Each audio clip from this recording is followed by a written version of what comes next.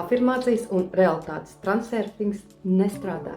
Visticamāk, jūs jau esat to pārbaudījis, es arī to esmu pārbaudījusi. Šīs tehnikas strādā ļoti virspusējā apziņas līmenī, bet īstās problēmas un bloki slēpjas ļoti dziļi zemapziņā. Var skandināt afirmācijas tik patīk, tās nestrādās. Jo, ja ir divas konfliktējošas programmas, tu, piemēram, sev skandini, es esmu visforšākais, man viss izdosies, bet zemapziņā tev bērnībā teica, ka tev nekas nesanāks. Tu neesi nekas, tevi sauc nekā.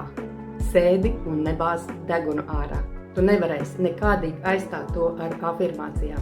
Vienīgais, ko tu varēsi izdarīt ar regresīvās hipnoterapijas palīdzību, iet dziļāk līdz pašai problēmas saknei. Atrast to, nomainīt šo uzstādījumu, un tikai tādā veidā tu varēsi atbrīvot ceļu uz savu vēlamo realitāti. Pats pirmais un pats svarīgākais solis ir tikt ar to skaidrībā. Tāpēc netērē vēl savu laiku, piesakies konsultācijai caur linku augšā manā profilā. Uztaisīsim dziļu tavas situācijas analīzi, atradīsim šķēršļus, kas tev traucē, un es tev pastāstīšu, kas tev ir jādara, lai no tiem atbrīvotos.